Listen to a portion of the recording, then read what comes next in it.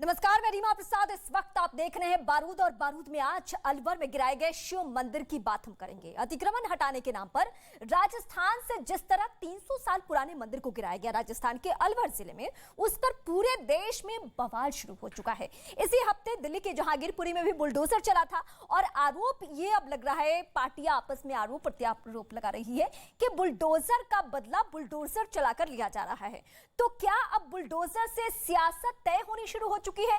ये चुभता हुआ सवाल आज सबके सामने।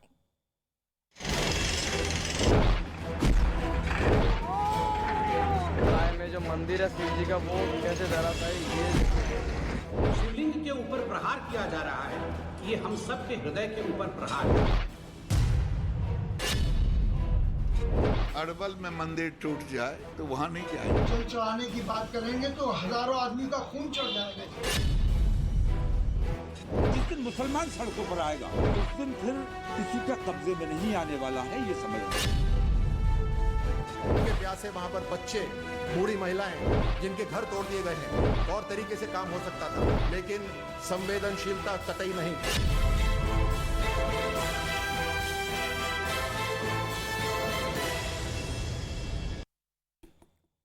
तो कुछ सवाल है जो आपके सामने उठाना बहुत जरूरी है। क्या पूरी लड़ाई अवैध कब्जे की खोट बना मंदिर पर चोट की हो चुकी है? क्योंकि जैसे हालात बन चुके हैं, उससे तो दिल्ली से लेकर राजस्थान तक ऐसा ही शोर सुनाई पड़ रहा है, जिसमें साफ लग रहा है कि अलवर के शिव मंदिर पर चला है बदले का बुलडोजर। लेकिन ये सवाल पार्टियां उठा रही हैं। ऐसा कहना बीजेपी का है, कांग्रेस की अपनी दलीलें हैं और बीजेपी की अपनी दलीलें हैं। तो आज हम डिबेट की जो शुरुआत कर रहे हैं, उसमें इसी मुद्दे पे हम बातचीत करने वाले हैं। तो इस वक्त सबसे बड़ी खबर हम आपको बता रहे हैं अलवर को लेकर, लेकिन अलवर को लेकर अब नई बात भी सामने आ चुकी है। बीजेपी की तरफ से दावा यह किया जा रहा है कि हम बना सकते हैं यहां पे मंदिर जहां मंदिर टूटा है, और यह भी कहा जा रहा है कि अलवर में जहां पे ये मंदिर टूटा है, राजगढ़ वो इलाका, वहां पे नगर पालिका के सदस्यों की संख्या बीजेपी की ज्यादा है और यह संख्या बताई जा रही है कितनी, 34। लेकिन इस वक्त हम आपको यह बताएं कि क्या वजह है कि आपको देश में महाभारत जैसे आसार लग रही है। किसने कहा है ये? तौकीर रजा इस वक्त मेरे साथ एक्सक्लूसिव जुड़ रहे हैं, सीधे मैं उनका रुख करती हूं।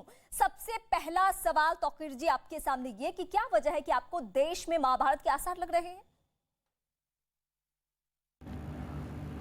मैं महाभारत की बात मैंने इस संदर्भ में की थी कि मैंने महसूस किया,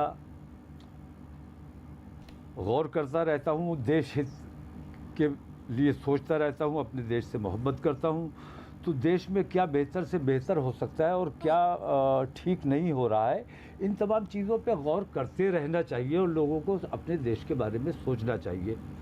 तो हमने सोचा, तो हमें याद आया कि ऐसा ही एक बार माहौल था देश का, जब एक अंधा राजा हुकूमत में बैठा हुआ था और वो पक्षपात कर रहा था, अपनों का साथ दे रहा था और सौतेलों के साथ सौतेला व्यवहार किया जा रहा था, अन्याय किया जा रहा था, जुल्म ज्यादती की जा रही थी। तो उस राजा ने समझा नहीं हालात को कि इसके कितने दुष्परिणाम हो सकते हैं, जिसकी वजह से इतनी बड़ी महाभारत हुई। आज भी ये मैं महसूस करता हूँ कि आज का राजा, जो हमारे देश के राजा हैं, माननीय नरेंद्र मोदी प्रधानमंत्री जी हमारे देश के,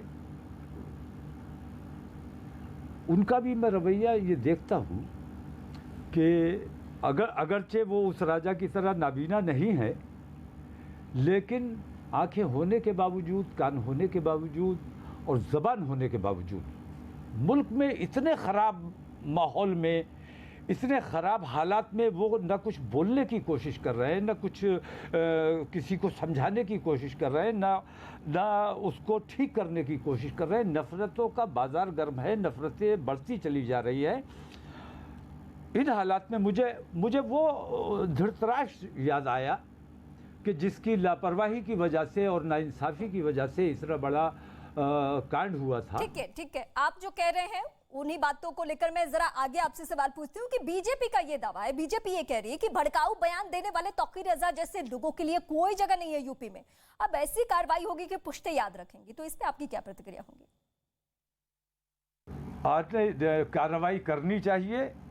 अगर भड़काऊ बात है, मैं एकता की बात कर रहा हूँ, भाईचारे की बात कर रहा हूँ और अपने देश हित की बात कर रहा हूँ, देश का जो माहौल ख़राब है मैं उसकी बात कर रहा हूँ, तो ये भारतीय जनता पार्टी वालों को ये बातें ख़राब लगेंगी ही।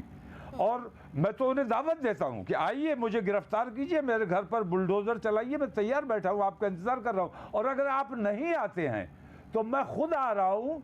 ईद के बाद इंशाल्लाह हम खुद स्वेच्छा से गिरफ्तारी देने के लिए लाखों की तादाद में हर ज़िले से इंशाल्लाह और हर सूबे से इंशाल्लाह खड़े होंगे। और इसी संदर्भ में ये कह दिया कि हमें रोकना मुश्किल हो जाएगा, हम सड़कों पर आएंगे। सड़कों पर हम लड़ने के लिए नहीं आएंगे, बल्कि गिरफ्तारी देने के लिए आएंगे, आंदोलन करने के लिए आएंगे, अपने देश के फ़ायदे के लिए आएंगे। क्योंकि एक वर्ग के दिलो दिमाग में गुस्सा पनप रहा है इन नाइंसाफियों की वजह से। उनके दिलों में जो गुस्सा पनप रहा है उसको निकालने की कोई ना कोई सूरत होनी चाहिए। तो मैं, अगर वो गुस्सा नहीं निकाला गया तो कुछ हादसा हो सकता है। वो गुस्सा निकालने का काम मैं देश हित में करना चाहता हूँ। मैं अपने नौजवानों की, अपने हिंदुस्तानी मुसलमान भाइयों की गिरफ्तारी इसलिए देना चाहता हूँ ताकि आप हमारे साथ बने रहिए। मैं अगला सवाल भी आपसे लूंगी।